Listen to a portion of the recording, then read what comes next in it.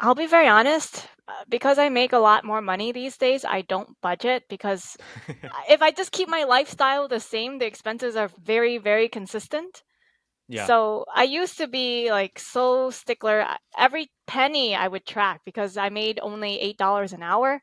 So every day I would literally like track the money. And then every week I would have a meeting with my husband and tell him, hey, we're over this by $3. We have to spend $3 less somewhere else. It was really tough. It was a constant checkup, constant. Had to make sure everything was very accurate. But these days, because I make so much, it's kind of just like if I just don't go out and I just keep my lifestyle very simple, you just save money naturally. I guess Yeah. that's the answer. Yeah. Is it That's good. different when you're in a relationship as well? Like, how does the budgeting work when you're a couple? Both people need to be on board. When I first got married with my husband, I told him I wanted to combine the finances, and he said, "Why?" I think it kind of made him uncomfortable, Hmm. and I told him that when two people are married, you, it's different. Being married with someone is not the same as being like boyfriend, girlfriend, and then, hey, we both live here, so let's cut the rent in half, and we also have food together, so let's split the groceries. It's just not the same Hmm. because Mm, when you're married, the way this works is you combine both of your resources into one pot. Hmm. So yeah. all the money goes into the same checking and savings account. And then from that one pot, you both have to decide where do you want this money to go, right? So like it should be a monthly thing and also a yearly thing where you ask like what do we want to accomplish this year, and then Hmm. we both do everything we can in our own way financially and around the house as well to help contribute to that. Like so for example, when it was our first year getting in marriage, that's when I asked him to combine finances. He said I'll give it a try, and then I said, okay, we're living here in Texas. We know we want to move somewhere, not here. There's no opportunity here. He needs to do his PhD somewhere else as well. So we know we have to move. And I calculated we needed to save up $5,000 for the move. That's like for the cross country, like hotels, gas along the way, food along the way, Yeah. um, uh, like moving the stuff that wouldn't fit in our car, so shipping it as well. And Hmm. then it also includes like the deposit for an apartment. So like that's everything, $5,000 to $6,000. And Yeah. then I was like, that's 10 months from now. So we need to save about 500 a month. And then I just built that into the monthly budget. And then because of that, like the savings came first. Like off the top, it's our goals, and then it's everything else, right? And then so Yeah. because of that, what's last is discretionary spending. So I told him, you have only $300 to spend on anything you want every month, right? and and I also had that as well. And then he was like, "Oh, that's so low." And then I was like, "Well, I mean, that's kind of what we have to do if we want to hit this goal. Otherwise, we're not going to be able to move." Or we have to take on debt to do it, right? And so we followed it every month. And I also like told him whether we're on target or not. And then I thought he was on the same page as me. But when we found the apartment we wanted and it was time to write the check for the deposit, I pulled out my checkbook, and then the guy goes, "Okay, you need to put down like $3,500 right now." I was like, "Okay." Pulled out the checkbook, I start writing, and then he just pulls me aside. He's like, hold on." I was like, "What?" And he goes, "We have that much money in our account." I was like, "Yeah, what are you talking about? Hmm. We've been saving for this for 10 months. I've sat down with you every single week." He's like, "I didn't know we had that much money. If I knew we had that much money, I wouldn't have agreed to eat out less." So like while we have to be on the same Yes. page. So Hmm. that's the difference. When you're married, the finances is different from being like just in a relationship. You really Hmm. have to be on the same page with all of your goals. Yeah. Now, is it cheaper to have a girlfriend or is it cheaper not to have a girlfriend? Because one of my friends is like, "Oh, how's your love life going?" And he's like, "Psh, it's way too expensive." And on the other hand, I have a friend who's like, "Oh, we're splitting everything in half. I'm saving a lot of money doing it." It So, depends on the girl you pick, right? If you pick a frugal girlfriend, then you will save a lot of money because the girlfriend wants to save every dollar she can, like me. But if you want to date someone who's like wants to dress up as a 10 all the time and wants you to take her out to, like, I don't know, a new place every single weekend, you're not going to save any money at all. I think I met someone who said, oh yeah, I used to be married to a Japanese, not Japanese, Jewish American princess. Princess. Jap. Sounds expensive. Sounds That's a very big difference, expensive. yeah. Yeah, they divorced and he was broke. That's one way to end this. Mm-hmm. Oh yeah. So another question I had was, so let's say we're all trying to save for an emergency, like an earthquake or like a hurricane or some kind of yeah, doomsday emergency. You always see in the movies the bunkers are always so expensive. Like they always have these really sophisticated bunkers with years worth of supplies, and I feel like it's so expensive to have, like, be prepared. So, do you have any tips on saving money? For that kind of like Yes. catastrophe, Mm-hmm. I'll actually be very honest. For the last 2 months, because I feel like it's not even safe here in the United States. I feel like there's going to be some sort of terrorist attack that I have to prepare for. My husband and I, we each have backpacks, so that in case of emergency, we can just grab it and hop in the car and go instead of trying to pack our whole life into the car. But I do understand it's expensive because I asked ChatGPT, in the event of emergencies, what items are handy to have on hand to like have in your backpack. And there was this like long list. And then I went on Amazon and I started like adding everything to the shopping cart. And I didn't even finish adding everything to the shopping cart. And for me and my husband, it was like over $500. So I was just like, Oh wow. okay, I don't want to like start saving, like start just like buying everything at once. I think maybe I'll put like $100 every month, adding stuff to my shopping cart until it hits $100. Then I'll check out, order it, and then put it in a backpack. Yeah. So you can kind of like break it up like that. I've also like looked online of what people say you should keep in storage, like in bulk for food in case of these emergencies, and that's also expensive because I mean, look at how much rice you would have to buy and how much pasta and beans and all that stuff. And I live in a condo, so we also don't even have the space for it. So when I went on Amazon actually 2 days ago for the food part, I just typed in like emergency food rations or something like that, wondering if someone had built a kit of like food that you can eat in case of emergency. And you could buy like literally a 30-day supply of food for emergency for $99. Okay, that's not Oh bad. wow. It's not bad at all, and you don't have to put it together yourself. It comes as a kit. So So some where would you companies have go? already done that. Like if you had this backpack ready and like the emergency happens, where would you go? Yeah, I don't know. I think I would drive up to Canada, maybe. or I would drive inland because I live in Boston. I live in a city, right? It's a populated city, so I might have to drive out to where there's less people. Yeah. Oh, Ali used to live in Boston. Yeah, it's true. First, you have to shovel the snow before you can escape. Perfect. Well, I had another question to talk about tip culture, because we all know tipping's kind of going out of hand. I mean, I went to the gas station, I filled my own car with gas, and then they still asked me, would you like to tip? I'm like, I filled my own car with gas. Who am I tipping? Tip yourself. Pat yourself on the back. So yes, I said no, I'm not going to tip on this. It's okay. I made the choice to not tip. Does that make me a bad person? No, I think it's just, I actually did bookkeeping for a client that owned a cafe, and of course it's not like dine in where you have to tip. People order at the counter and then you call, hey Annie, coffee ready, okay, and then you go get it, right?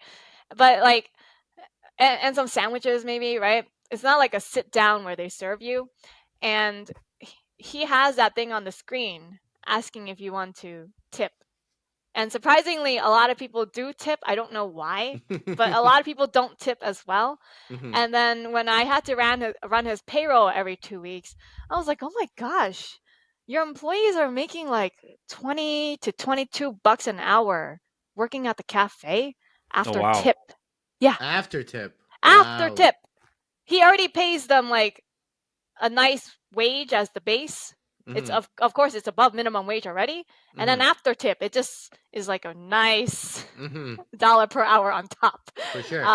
So I mean, I think people do deserve to be paid more, but I want to also say like these kinds of jobs, it's not meant for you to stay there Mm-hmm. as well. It's kind of like my opinion isn't so straightforward on it, right? Because I also think if you're working these kinds of jobs, you're not meant to be there forever. It's not a career. And I encourage you to find something that's actually a career and a calling and that would earn you more money.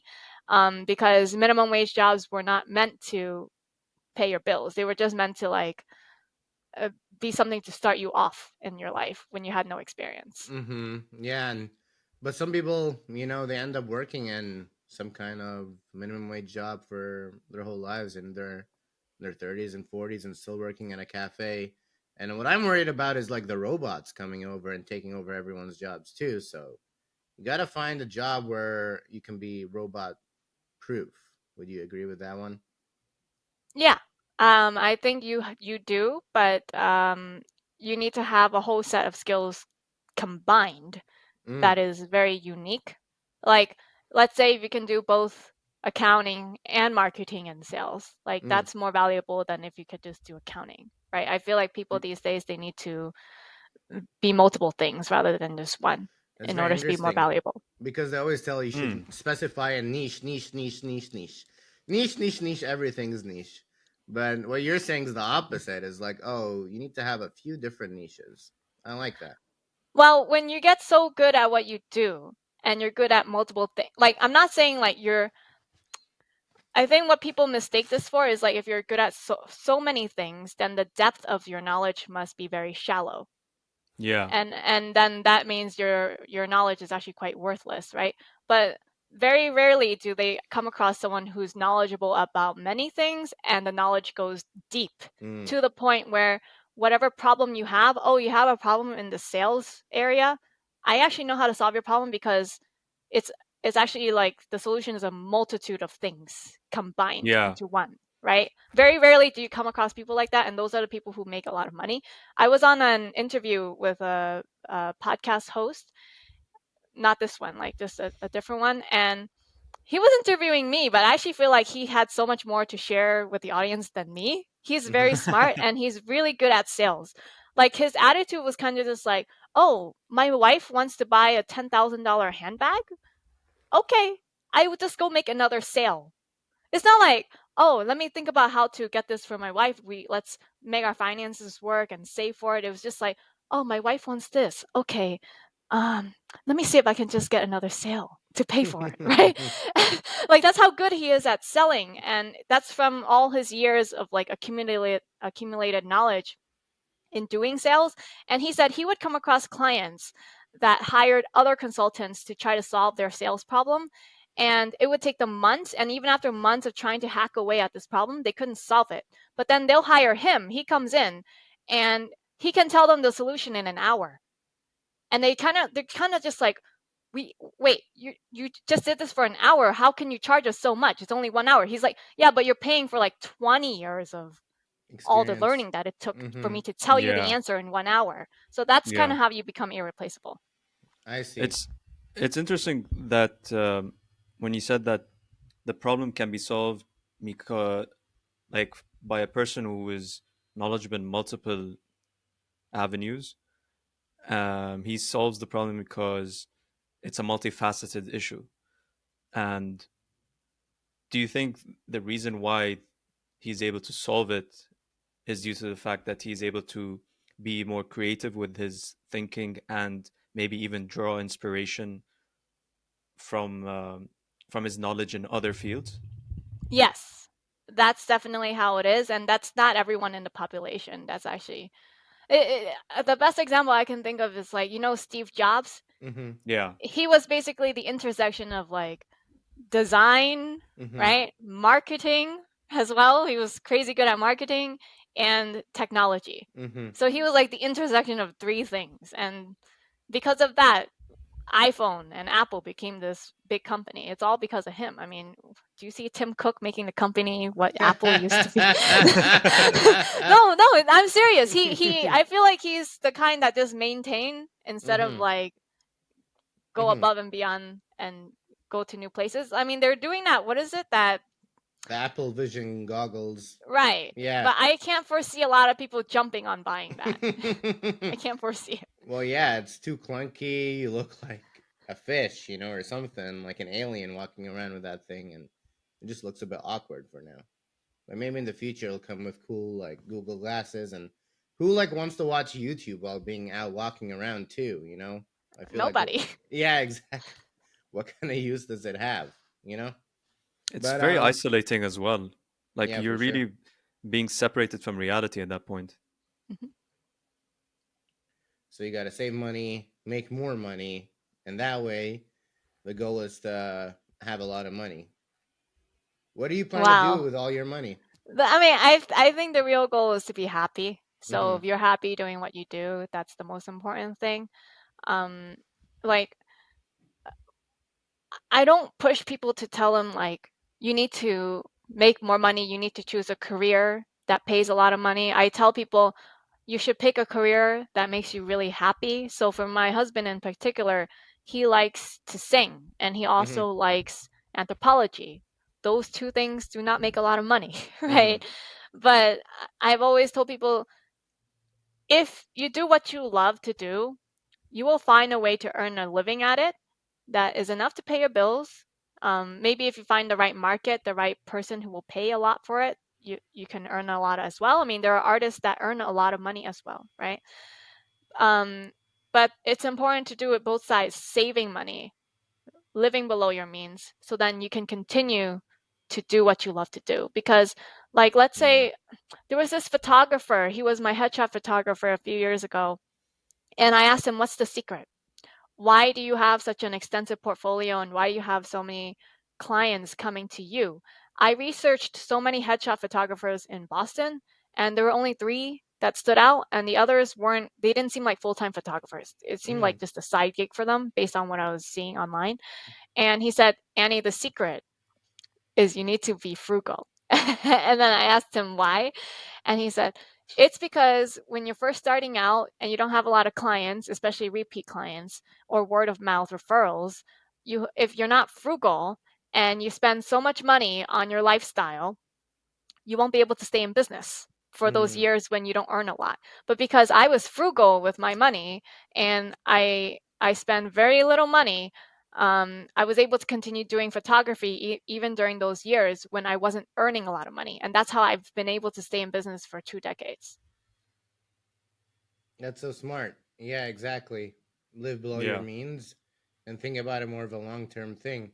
I think the problem with people is lifestyle inflation, right? You always hear that the second they start making more money, they start spending a lot more money, and things that were once luxuries are now necessities.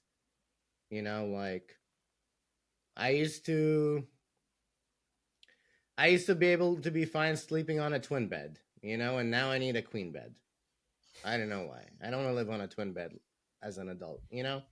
And yes, I'm paying more money. Do I need it? No, but it's my But quality I of hope you know life. it doesn't cost much more than a twin bed.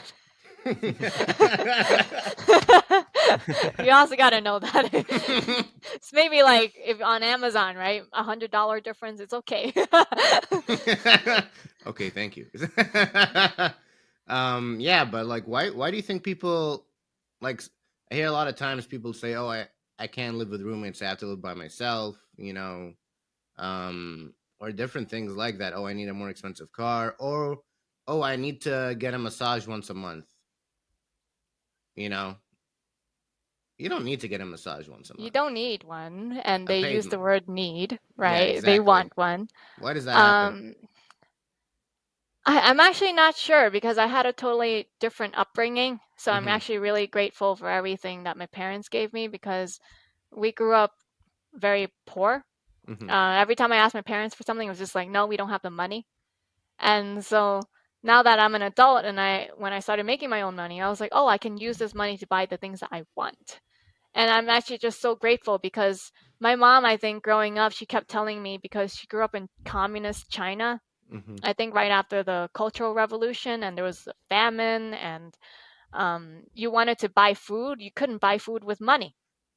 Money could not buy food. If you wanted to eat food, you needed food coupons, food ration coupons. Mm. And these Yeah. rations dictated exactly what it could get. So this ration's for meat, this ration's for rice, this ration is for vegetables, and everyone got a set amount. Everyone got the same amount. So when she tells me this, and then she also tells me, like, we want cookies, we don't have cookies. But here in the United States, you go into the supermarket, you want to get a box of Oreos for $5, you can, right? There's an abundance of Oreos here. And so when I hear this growing up from my mom over and over again, I kind of like look at everything that I have. I'm just like, I don't actually need this. I Mm-hmm. want this. So everyone who tells me, "Oh, I need this, I need this, I need this," I'm just like, no, you don't. So I'm not really sure why. I can't explain people's psychology, but I just know that my upbringing was a slightly different. Yeah. Mm-hmm. Did your mom ever tell you what they did for fun back in communist China? No, she did not. Okay. All she ever tells me is how life was so hard, and how if you want to work, um, you don't get ahead even if you work. She said the difference here in the United States is if you want to work, there's opportunity to work to get ahead. But in Hmm. China, it's like even if you want to work, it's just so corrupt, you can't. You can't. Mm-hmm. Oh wow. You just stay in your place then. Yeah, There's basically. And if you that don't, then must you disappear, right? it must be very depressing to live in that kind of state. Like it really debilitates you and demotivates you from actually wanting to do anything, right? Yeah, I think so. So I'm guessing like they living in the US and working in the US and that sense of purpose that you get from work, is that the like the motivating factor for you? Yeah. What I think of is like I always think of what life could be. I always think of Mm-hmm. how society could be different. I'm really idealistic, and what Hmm. resonates with me a lot is the American dream is not, to me, it's not about, oh, I earn more money than my parents. I have a higher education than my parents, and I can buy a house with the white picket fence, and I can buy a car. That was never the American dream for me. Yeah. Um, for me, it was always, growing up in seventh grade, when you learn American history, they teach about the Declaration of Independence, and they Mm-hmm. say life, liberty, and the pursuit of happiness. I Mm-hmm. thought of that, like the ability to pursue your happiness is the American dream. So the ability for me to pursue playing piano or to pursue making YouTube videos, I'm just like, wow, I have the freedom to do this, and nobody can tell me no. Like that is the most amazing thing about living in America. You have the freedom to do that. Yeah. And it's also having the opportunity to do it because if you don't if it's not provided for you, the means aren't there, then you won't be able to actually even try in the first place. Hmm. Like I noticed the same when I left Lebanon and I came to the UK. I was like, there's so many options to try things. Like, I could just try so many different things that I didn't know existed. I could watch like a proper theater play that has that is like so good. There's so many comedy shows to watch. I tried cold water swimming the other day and I was like, this is really cold as fuck, but like it's still fun to do. Like I barely did 10 meters, but like it was still nice, you know? It's like it was such a euphoric feeling once you get out. And you're not allowed to do that in Lebanon? Of There course you can aren't do. there aren't any cold there aren't any I places see. to swim. Well, I mean, then it depends on the geography. That's not the political issue. That's literally free side. You can literally swim in the ocean. Yeah, outside. That's amazing. That's a free fun activity. The way you can just swim out on the beach, for free. You know, Annie, it's like, so what I'm trying to understand is that, so for you, the goal is the happiness, is the American dream, and all this money is a byproduct of that, right? Would you say? It just, the Yeah, money is not that's the, you're exactly what not it is. like super obsessed over the money, you know, it's just that it's just coming as a byproduct. You know, I always hear that when people get super rich, they get super paranoid and they get super like worried about losing all their money. Is that a real thing? That is a real thing. I remember when I made a lot less and it was time to buy, car insurance every time up for renewal. I always said, I want to get the bare minimum. Mm-hmm. Give me the least amount of coverage and let my deductible be as high as possible, right? I don't want to pay so much for car insurance. Yes, That exactly. was my thinking because I was just like, well, I have nothing to lose. Mm. So what's the point of insurance? It's just in case someone gets into an accident and I have to pay out, fine. I just do the legal bare minimum. Mm-hmm. And then after I bought this condo, and then I had this issue with the balcony, I needed a whole new balcony. The project was $20,000. Oof. Um, and for this kind of project, you need a permit and you need to make sure like the contractor is licensed and everything, right? I always hear, oh, licensed and insured. I didn't understand its importance. um, and then I was just like, whoa. And I started thinking, whoa, if he does a bad job, what if my balcony collapses on the balcony below mine? Then and what if like I had a neighbor who had someone visiting or something was actually on the balcony while my balcony is collapsing? Who knows what happens, right? Mm-hmm. And then it injures her or kills her or something. And then next thing you know, I'm responsible financially for the damage and for someone's life. And that scared me.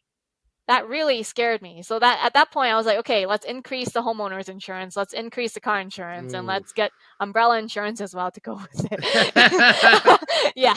So you start getting a little paranoid because once the difference in the mindset is like once people also know you have money, once they know you have money, they will try to take from you Mm. in any given way. They will try to take it from you. Mm-hmm. Hmm. What do you do if like someone from your friends or families try to start borrowing money? They're like, "Hey, oh, you have some bucks now. You have more money now. Can I borrow some Yeah, money?" I've never had anyone ask me to borrow money. Okay. I've never had not even one friend or family member ask me. I think it's because if they were to come to ask me, I would start drawing up contracts. I think they know. I would start like writing up a contract and being like, okay, let me run your credit score or something. And they just don't want to get involved with that. I make it a little bit more difficult than someone else might just like pull the money out of their wallet and go like, yeah, you want to borrow $200? Okay, here you go. Yeah. Make them pull out their credit score. My Right. goodness. I mean, why not? If you're gonna be a bank, I would run the credits. You wouldn't do that? That's pretty good. Um, so, when I watch these like TV shows, like the extreme cheapskate shows, where they're like literally, like one guy is looking for roadkill and he's trying to eat that, or the other person is like dumpster diving, you know, like looking for food or medicine, or is that like worth it? You know, even if you have money, like I understand if you're completely broke and poor and that's the only way for you to make money, but a lot of these people, they have money, they have incomes, they just want to save money. Um, you know, what's your thought on all that? And is there anything you've ever done to save money that now you're like, I won't do that again? Mm, actually, all those examples you just listed were in 1001 Ways to Save Money. Mm-hmm. I actually watched the episodes just to get some inspiration to put in Mm-hmm. the book that I thought were pretty funny, humorous. But I do think it's a bit too extreme. I haven't done it myself. So I don't recommend it. I feel like it's just a waste of time, and it's also the things that they do is a little disgusting. Mm-hmm. But me personally, like I said in the beginning, I used to keep track of every penny, and I can be a little extreme in that regard. Mm-hmm. I think my husband thinks it's like obsessive compulsive disorder because I will chase after someone for like 6 cents, you know. Mm-hmm. Um, we have this Japanese grocery store that opened up in Boston a few years ago, and we went there. They're originally from Connecticut, where they charge sales tax on candy. But here in Massachusetts, the law is there's no sales tax on candy. So when we bought this Japanese candy from that store and we went home, I looked at the receipt. I was like, they charged me 21 cents sales tax on that candy. I called up the I called up the store and I was like, "Can I get the manager's email address?" And then they gave it to me. And then I took a picture of the receipt and I emailed the manager the picture of my receipt. I said, "Take a look at this. I bought this grape candy and you guys charge sales tax. And I want to get a refund on this candy. And I also want you to fix this permanently so that no one else gets charged sales tax on this either." And then he fixed it and I said, "I'll be there this afternoon to get my 21 cents back." So then I took the tea, which cost like, I don't Yes. know, $2 Yes. Oh my to go God, all man. the way over there to get my 20. I went in there, I went to the cashier and I said, "Hey, I spoke with the manager earlier today and he knows what's up. I need to get 21 cents back in a refund." And then he came out to give me 21 cents back in a refund. I said, "Thank you very much. Have a good day, sir." And then I took the tea to go home. So I spent $4 to get 21 cents back. Jeez. Bro, that's extreme as fuck. I'm not gonna That's pretty extreme. I've got another story to tell you that just I have so many stories of these, and I actually told one of them a similar story to what I just told you to my boss during my Mhm. job interview with him. So Mhm. he already knew what kind of personality I had. Mhm. In terms of like, I really like to save money, and I used one of these as an example. I said, "This is how far I'll go to save money, and I'll make sure no one ever rips you off either," Mhm. right? And he liked that. He was like, "I like the sound of that." Um, with the because who same doesn't? intensity as well, with like Yeah, fierce who doesn't? gaze. It's like, Exactly. But then 2 years into the job, so like the first year, I was there not the full year. So yeah, the paycheck, and you get a W-2 at the end for your tax return is prorated. But then the second year, when I was on salary, it's supposed to be a full $80,000, right? Mhm. yeah.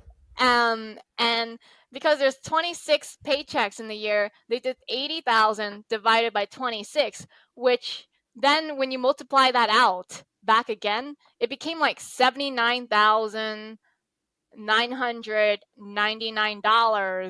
$79,999.92. You guys get what I mean, right? It's like this rounding. It's the rounding error of like rounding up or down Mhm. because each paycheck is the same amount Mhm. with a penny. And so when I got my last paycheck and then I got my W-2 form, I emailed my boss. I was like, "You shorted me 8 cents."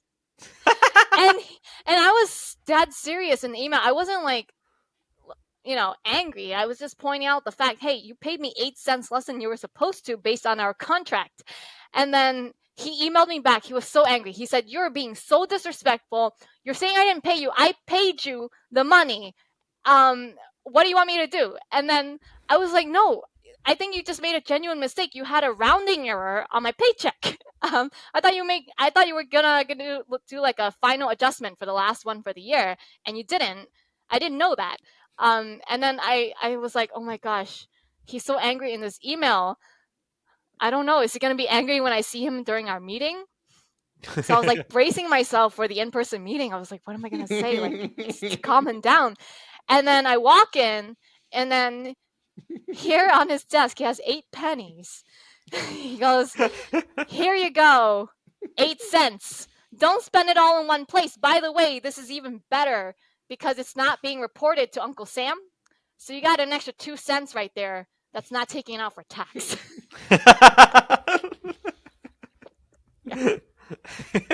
Wow. Wow. What a So, beautiful story. it's funny how he realized his mistake as well, and he was just like, "Okay, you got me." Do you think about it like, is there any other times where it's a bit like obsessive too? Like, when you're driving your car, do you really think about fuel savings and stuff like that? Do you drive in any certain ways where it makes it like this is the optimum way to drive so I can save money on I gas? used to every time. Well, when I lived in Texas, there was like a huge variance in gas prices across Mm-hmm. all the stations nearby. So every time before I had to fill the gas, I would open up the Gas Buddy app on my phone to Mm-hmm. check what the reported gas price was, just so when it was time to fill the gas, I went to the station that charged the lowest per gallon. No, Mm-hmm. no So I used way. to do that.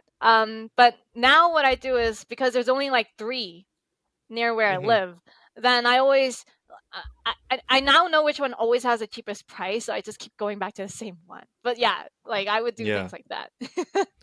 So, is there something in your life that you don't budget at all? You just spend freely?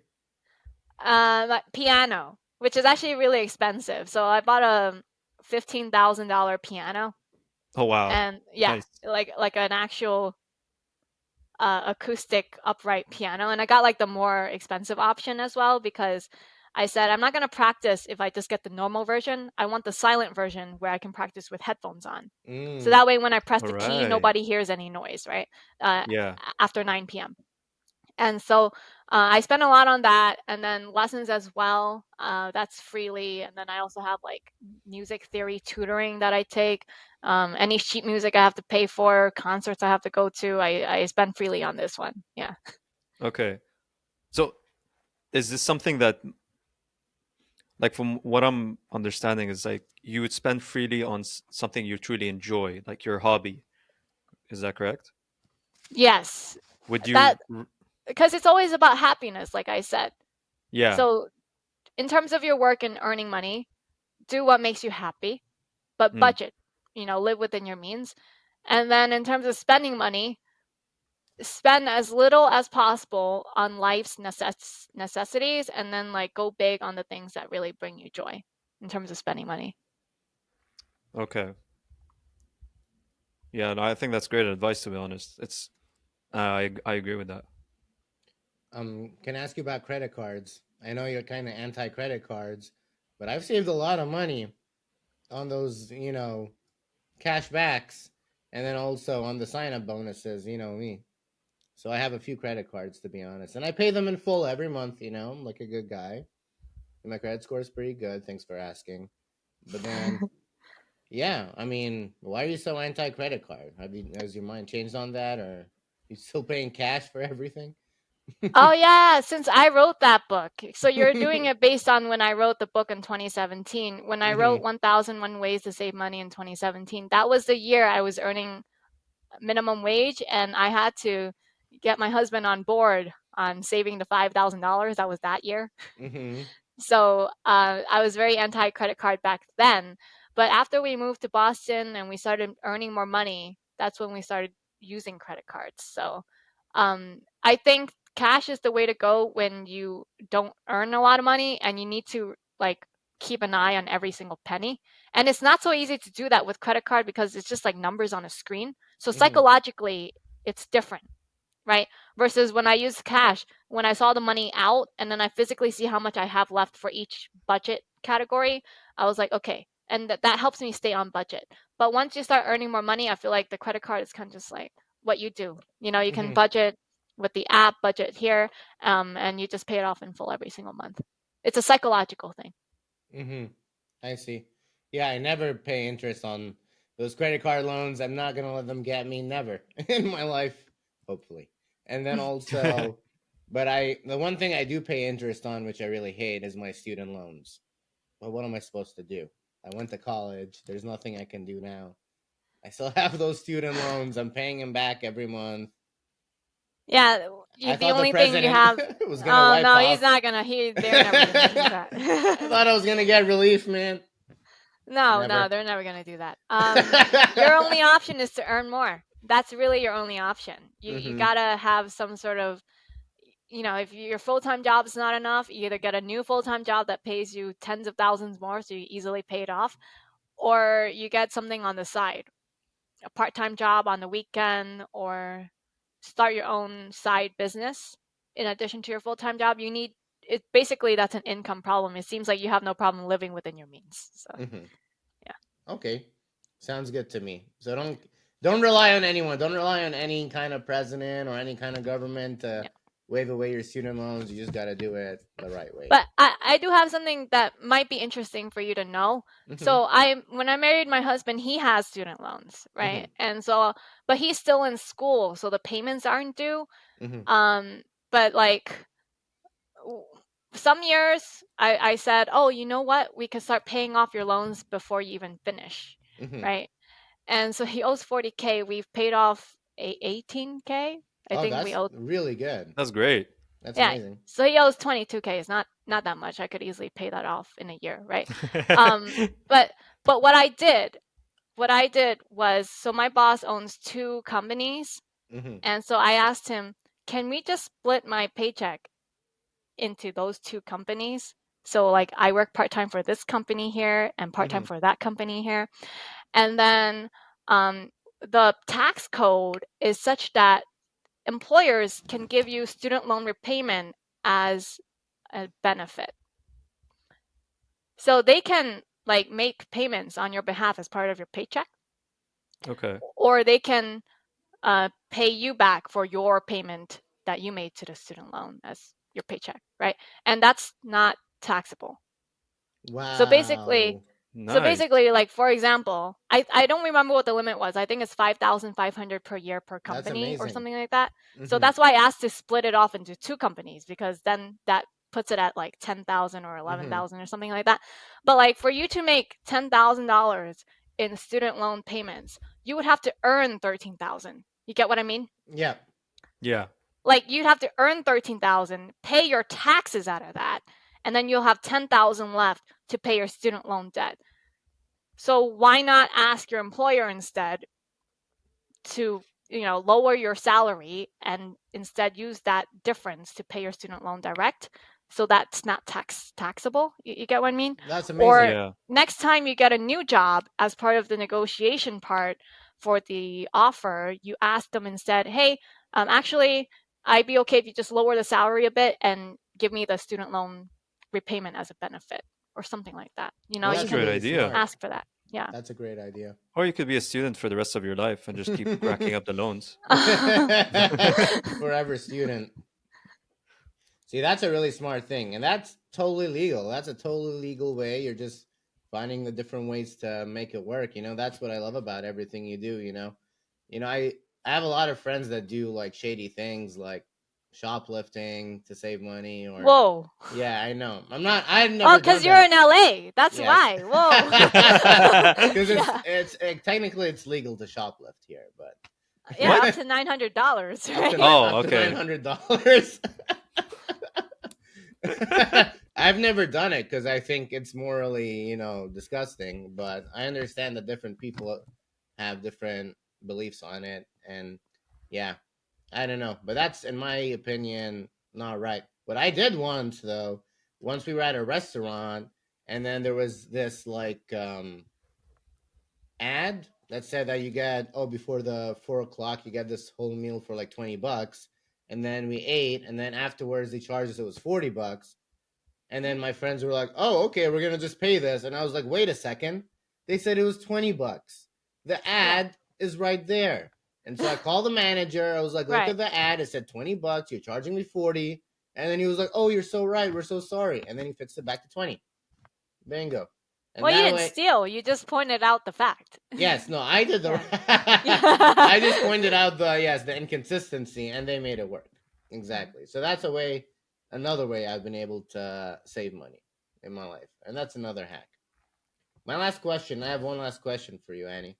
About what do you do with the money you save? I mean, you've saved all this money. What is it? Better to buy a house? Is it better to buy Bitcoin? Is it better to just put it in the real estate market with CDs or whatever, or stock market, or just cash in the bank? I'm not the best, I think, person to give advice on this. This honestly, is not financial advice. I'm not a financial advisor. We'll put the disclaimer, no worries. Not qualified to do that. But what I can tell you is the way banking is right now, nobody's money is safe in the bank. Like, Mm. I Okay. was reading, I've been researching a lot about derivatives, which I don't even understand. Like, it's too complicated and confusing for me to understand.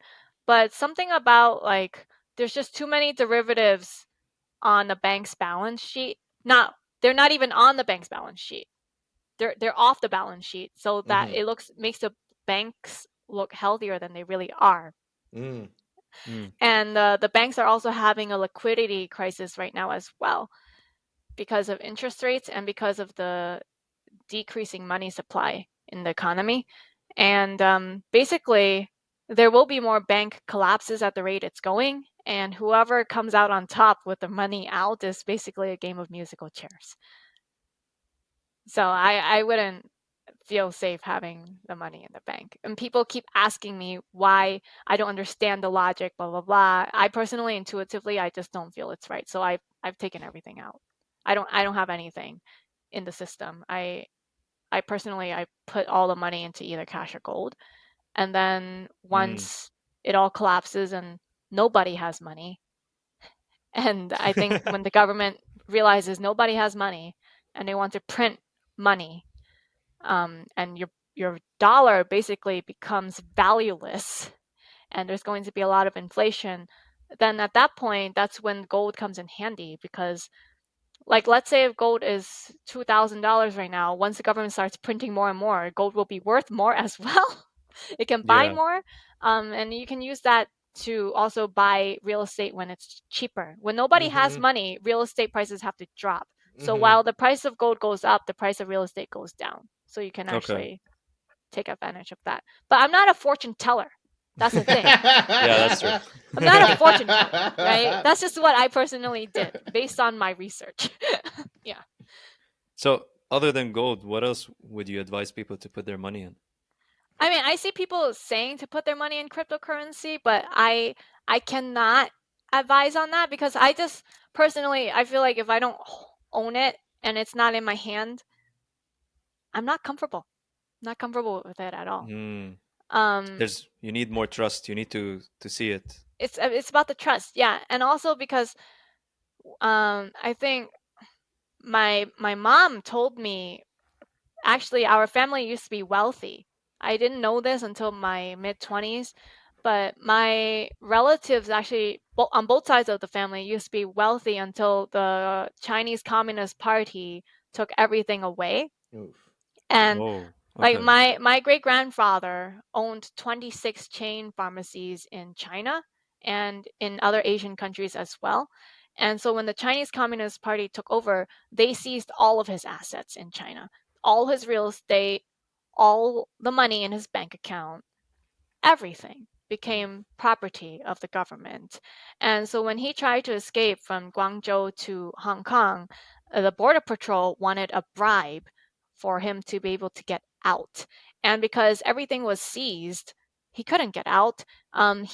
He's promising them, like, hey, I have money, but my money is in Singapore, it's in Malaysia, it's in all these other countries. I have offshore bank accounts. I just can't access them right now. And I will give you the money after I'm out. I promise. But they were just like, no, we want the money now. Mhm. And because he didn't have that, he had to go back to Guangzhou. And I think after a while, he just gave up and then he committed suicide. But, like, Oh, wow. imagine if you actually, like, had that in your hand at that moment when you needed it, you could have, like, gotten out, you know. Yeah. So I think of this. I think people are very trusting of the system. I don't have trust in the system because of the things that have happened to my family. I don't trust. I'm very cautious about it. Yeah. Yeah, that makes sense. There's external factors that you have no control over. Saeed, what do you think? Man, I learned a lot about money today. Yeah, me too, man. And I learned where to put my money now as well. All right. Thank you so much, Annie, for your time today. This has been a beautiful podcast. I learned a lot about different ways to save money, different ways to spend money, and how to have a healthy life with money. Really made me Thank you for reflect. having me on. Thank you, Saeed? Annie. Well, guys, you heard it from the best. and he has taught you now how to save your money, how to earn your money, and how to pursue happiness as well with your Mm-hmm. money. Thank you for watching the show. This has been us. You know how to end it. Salute to cover the camera. Ooh, Oh, ooh. okay.